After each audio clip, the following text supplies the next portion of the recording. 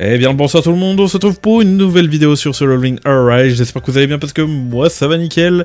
Aujourd'hui on se retrouve pour une nouvelle vidéo du coup pour parler de Shimizu. Est-ce qu'il faut invoquer le personnage? Donc on va en parler dans cette vidéo en sachant que j'ai déjà sorti une vidéo précédemment donnant justement en allant analyser le personnage et donner mon avis. Et là maintenant on a eu quelques petits retours par rapport à gauche et à droite avec mon avis. Donc maintenant on va pouvoir en parler de est-ce qu'il faut invoquer ou pas. Et puis voilà, c'est parti. Avant de commencer cette vidéo, n'oubliez pas de liker, commenter et de vous abonner. Vous avez aussi mon code créateur dans les commentaires et dans la description. Et je pense aussi à vous dire que vous êtes plus de 70% à ne pas vous abonner en regardant mes vidéos.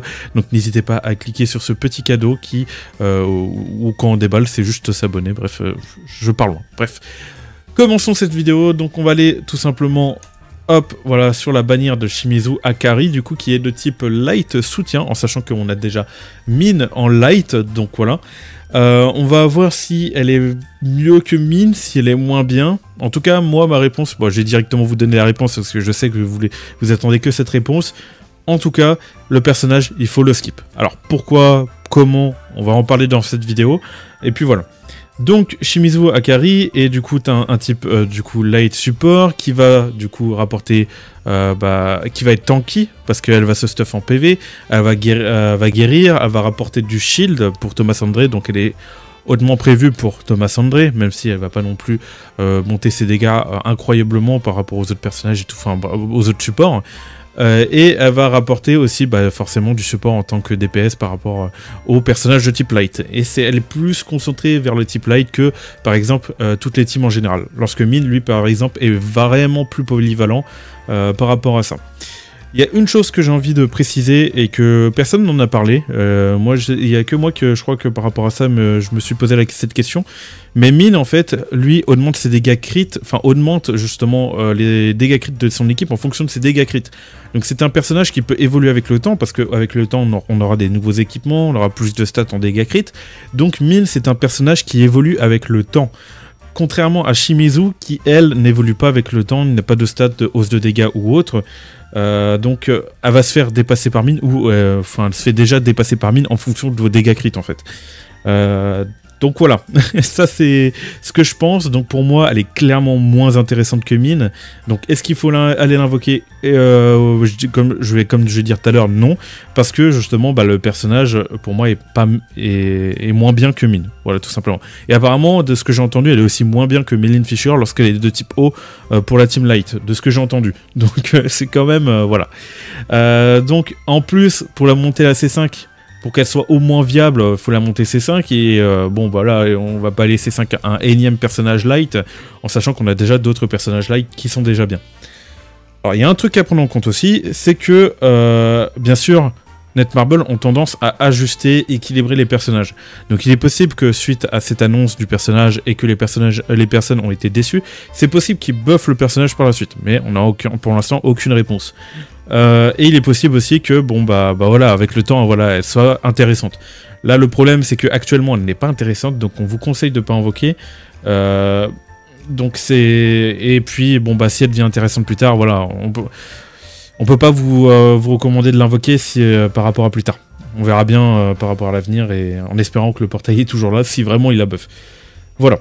En tout cas, actuellement, on a toujours Thomas André qui reste 26 jours, donc ils l'ont prolongé, donc. Si jamais, allez pull plutôt Thomas André pour le C5 parce que c'est vraiment l'un des meilleurs DPS, voire le meilleur DPS déjà en boss de guild et tout. Vous avez Amamirai si vous ne l'avez pas aussi. Mais moi je vous recommande plus d'aller sur un Thomas André parce qu'il y a un nouvel atelier qui va arriver normalement, qui va être au mois de janvier. Et moi je pré-shot que ça va être du coup un atelier avec l'élément light et eau.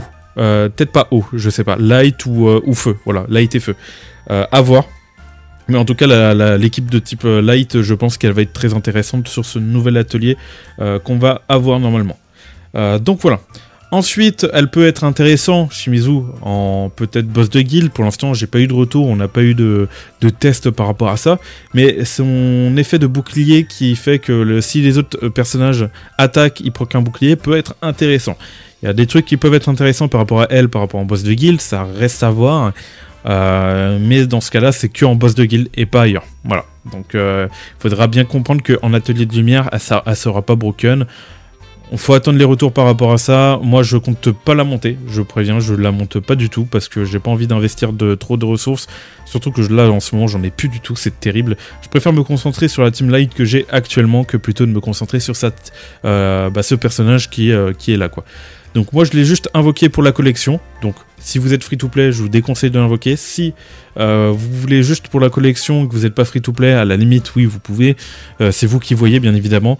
Vous êtes libre et si vous aimez le personnage, le gameplay ou autre, et si, même si le personnage n'est pas intéressant, je vous déconseille de l'invoquer, mais bon, c'est vous qui voyez. Vous êtes libre de votre choix, voilà. En sachant qu'on a eu Thomas André récemment, donc vous avez dû utiliser tellement de tickets que... Oula, j'ai bugué, mais vous avez dû utiliser tellement de tickets que vous avez que vous avez besoin de rééconomiser, surtout avec les futurs personnages qui arrivent prochainement. Moi, en tout cas, il y en a pas mal que je veux ces 5 prochainement. Il y en a 3. Donc, l'autre fille, je sais plus comment elle s'appelle par rapport à l'anime. L'autre qu'on affronte avec l'armure. Et on a Ghetto qui va arriver aussi. Donc, ces 3 personnages, j'ai envie de laisser 5. En fait, bah, ça dépendra aussi du kit, mais voilà. En tout cas, j'espère qu'ils vont être intéressants. Voilà à peu près pour ça. Donc ça, poste de guild, j'ai parlé. L'investissement, j'en ai parlé aussi. Ça vaut pas le coup d'aller à C5, surtout si vous êtes free-to-play, donc n'allez pas l'invoquer. Et comme oui, j'avais noté à côté, il est préférable d'invoquer Thomas André et Mireille. Surtout que je pense aussi à vous dire qu'il n'y a pas que Mireille, hein, dans quelques jours on a d'autres personnages. J'ai normalement ça sur le Discord, donc je vais justement aller dessus. Tac. Donc on va aller regarder, hop, je vais glisser tout ça ici. Le Discord et on va pouvoir vérifier que, comme vous pouvez le voir, ramassage de Hunter Relais populaire avec du coup Méline Amamireille qu'on a ici. On a Alicia Blanche, voilà. On a Hansemi qui va être intéressant à aller chercher si jamais pour votre team vent. Après, je pense que maintenant, la team vent, peut-être qu'on aura des nouveaux... Je pense plus qu'on aura des nouveaux personnages de type O, parce que c'est vrai que la team O est maintenant un peu sombré. Donc, je pense que les types vent, en vrai, on est plutôt pas mal. Donc, Hansemi peut être encore intéressant. Il est possible qu'à un avenir, elle soit changée. Donc, je sais pas dans combien de temps, mais je pense qu'on aura le temps. Ce sera sans doute lors du semestre 2 de 2025. Et Méline Fisher, qui est actuellement l'un des meilleurs supports de type O, mais qui peut-être être remplacé à l'avenir, on ne sait pas encore. Mais voilà, pour l'instant, ça reste des personnages intéressants. Il y a juste Alicia qui est un peu moins intéressant, Méline Fisher très intéressant par rapport à l'atelier. Hansemi, forcément, le support qui va venir aider par rapport à l'atelier. Et Méline Fisher, bon, par rapport à Vulcan, mais si vous fermez plus Vulcan, voilà, c'est... Après, ça reste un très bon support en général, donc qu'on utilise en boss de guild, qu'on utilise un peu à gauche et à droite. Voilà. Donc voilà, si vous voulez savoir à peu près pour toutes ces bannières. Hop. Et bon, bah voilà, j'ai tout dit. Donc la chose la plus importante que j'ai dit, hein, c'était la chose à prendre en compte par rapport à Mine, c'est que Mine évolue avec le temps contrairement à ce personnage. Comme par exemple on a aussi le personnage d'Arc, je sais plus comment elle s'appelle, c'est terrible, elle est pas montée en plus, et il faudrait que je la monte et que j'arrive à la dropper parce que ça reste un personnage très intéressant. C'est du coup, si je peux la retrouver, la voici, c'est Isla du coup. Isla qui du coup on peut la stuffer en hausse de dégâts, même si elle va rapporter un peu moins de stats. C'est un personnage qui évoluera aussi avec le temps comme Mine, parce que elle va stacker du coup cette hausse de dégâts. Donc voilà, je parle en tant que support bien évidemment. Je parle pas en tant que DPS ou autre, c'est en tant que support qu'elle va évoluer avec le temps, comme Mine.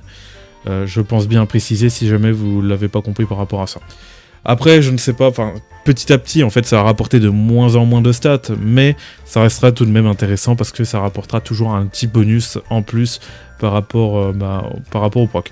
Là, par exemple, quand on avait Mine sans les noyaux, faut bien prendre en compte que Mine, du coup, il buffait déjà très bien, et avec les noyaux, il buffe encore mieux, parce que forcément, on peut rajouter des dégâts crit avec les noyaux, ce qui va rajouter encore des dégâts par rapport, par rapport aux autres personnages, qui va envoyer 40% de dégâts crit encore en plus par rapport aux autres personnages, donc ça reste intéressant. Excusez-moi, je m'exprime super mal, c'est terrible, mais normalement vous m'avez compris.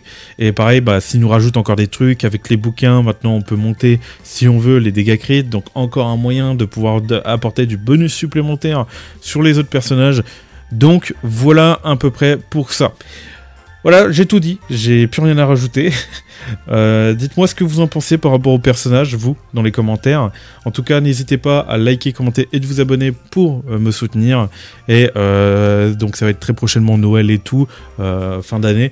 Donc si vous revenez pas sur mes vidéos ou autres, je vous souhaite tout simplement un très joyeux Noël et une bonne fin d'année.